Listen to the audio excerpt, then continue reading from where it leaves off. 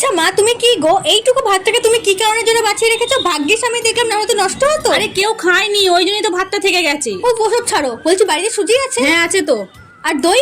হ্যাঁ দইও আছে, কিন্তু কি করবি তুই? আরে আমি ভাবছি এই ভাত দিয়ে ধোসা বানাবো, এখন সেই ভাইরাল চলছে না, তাই ভাবলাম আমিও ট্রাই কি করি। এই ভাত দিয়ে ধোসা? ভাত দিয়ে বা ধোসাও হয় নাকি? হ্যাঁ মা, সবকিছু হয়, আমাকে একটু হেল্প করে দেবে, চলো তাহলেই বুঝবে। চ এই দেখি। ভাত দিয়ে ধোসা রেসিপিটা আমি এত জায়গাতে দেখেছি, তাই ভাবলাম আমিও আজকে ট্রাই করেই ছাড়বো। দেখো, প্রথমেই একটা মিক্সার জারের মধ্যে সমান পরিমাণে ভাত, সুজি আর টক দই দিয়ে দেবো, আর সামান্য জল দিয়ে একটা স্মুথ ব্যাটার তৈরি করে নেবো। এরপরে এই ব্যাটারটাকে প্রায় 3 থেকে 4 মিনিট মতো খুব ভালো করে ফেটিয়ে নেওয়ার পর এটাকে 20 থেকে 25 মিনিটের জন্য রেস্টে রেখে দেবো। এদিকে চলো আলুর তরকারিটাকে তৈরি করে নিই। প্রথমেই ফ্রাইং প্যানের মধ্যে একটুখানি সরষের তেল দিয়ে দেবো, তার মধ্যে দিয়ে দেবো একটুখানি ছোলার ডাল, একটুখানি বিউলির ডাল, দিয়ে দেবো সামান্য কালো সরষে, একটুখানি কারি পাতা, একটু তেজপাতা আর একটুখানি আদা কুচি। এরপরে ওর মধ্যে দিয়ে দেবো একটু বেসিক মশলা, যেমন ওই হলুদ গুঁড়ো, লঙ্কা গুঁড়ো, একটুখানি জিরে ধনে গুঁড়ো। সমস্তটাকে হালকা করে নেড়ে চেড়ে নিয়ে সেদ্ধ করে রাখা আলুটাকে দিয়ে খুব ভালো করে কষিয়ে দেবো, আর উপর থেকে একটু নুন ছড়িয়ে দেবো। ব্যাস, আলুর চোখা বা আলুর তরকারি কিন্তু একদম রেডি। এটা কিন্তু খেতে দারুণ লাগে। তার আগে দাঁড়াও, আয়েশা, শুভশ্রী আর মুস্কানকে অনেক অনেক ধন্যবাদ আমার ভিডিওতে এত সুন্দর সুন্দর কমেন্ট করার জন্য। এদিকে ননস্টিক প্যানটাকে ভালো করে গরম করে নিয়েছি এবং তার মধ্যে একটুখানি তেল দিয়ে দেবো আর একটুখানি জলে ছিটে দিয়ে দেবো। এরপরে গোল করে ব্যাটারটাকে খুব ভালো করে চাড়িয়ে দিলেই আমাদের এই দারুণ টেস্টি ধোসা